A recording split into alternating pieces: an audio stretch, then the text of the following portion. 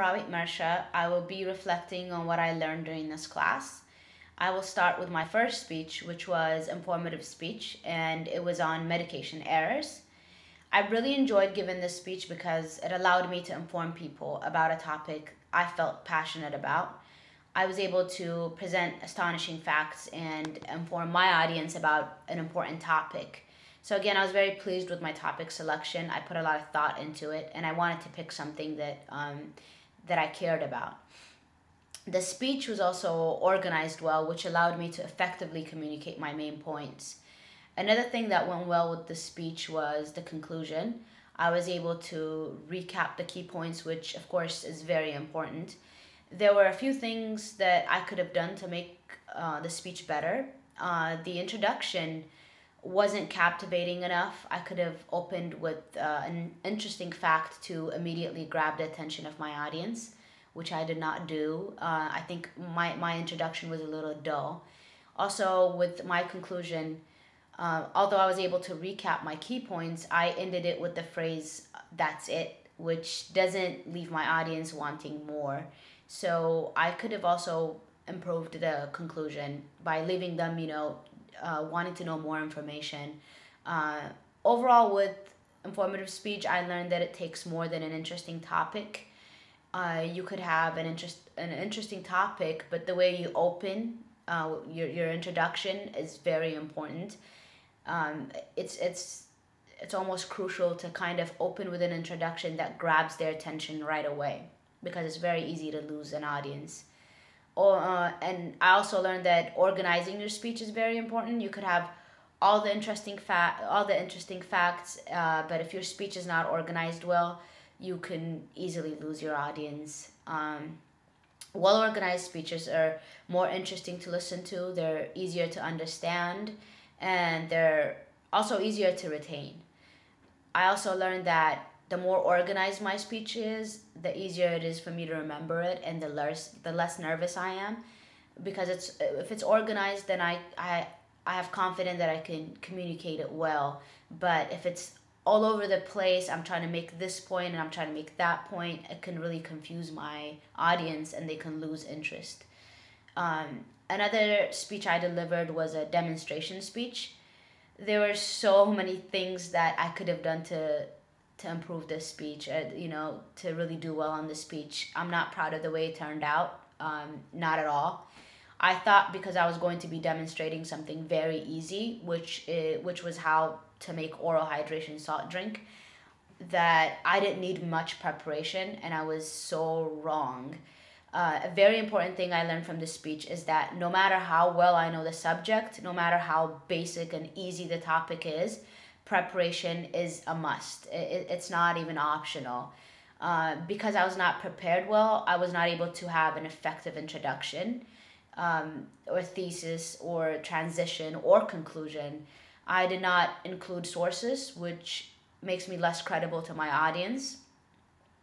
Um, because I felt like I knew the information, I didn't need to include sources, which is wrong, because no matter how convinced I am that something is the right thing, or the right information, my audience don't know that. So I need to be able to present them with with sources, so that my speech is more credible. The last speech I delivered was a persuasive speech, which I think was my best speech. It was about sleep deprivation in healthcare professionals. Again, this was another topic I was very passionate about. I opened my speech with a question, and by engaging my audience, which allowed me to grab the attention of my audience right away. I also really improved on organizing my key points, which allowed me to effectively communicate my points. Another thing I improved on was using sources in my speech. I learned the importance of supporting a speech with research and evidence. I learned that I couldn't have an effective speech without supporting it with research and evidence, and that goes for any kind of speech, whether I'm informing my audience or persuading them. It's important that I build my speech around well chosen supporting materials. Another thing I didn't utilize during my speeches was visual aids. Visual aids can powerfully help the effectiveness of a speech.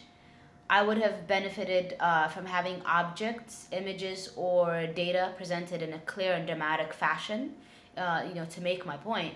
I know that when I'm listening to a speech, my attention span is significantly increased, as well as my ability to retain the information when the speaker uses visual aids. Again, this ties into preparation. I repeatedly underestimated the importance of preparation, and that is one of the main things I learned in this class is to prepare, prepare, and prepare. Um, Also, another thing is body language. Body language is also another important factor. In one of my speeches, I was holding papers, which didn't allow me to make any hand gestures, and it just kind of forced me to look down. And because I had the papers in my hand, I wasn't really moving my hands, and I was kind of staring at the paper. I didn't think about it before I started my speech because it's easy to overlook little things that will enhance the presentation.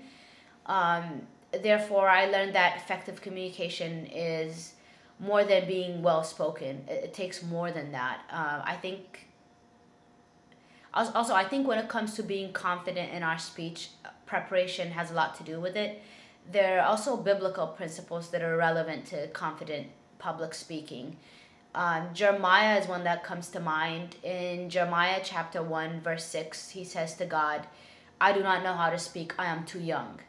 We all have imperfections. Jeremiah thought he was too young. Moses had a lisp, so he thought he wasn't good enough to publicly, to speak publicly. Jonah, when God gave him a message to deliver, he was afraid that he wouldn't be able to convince people.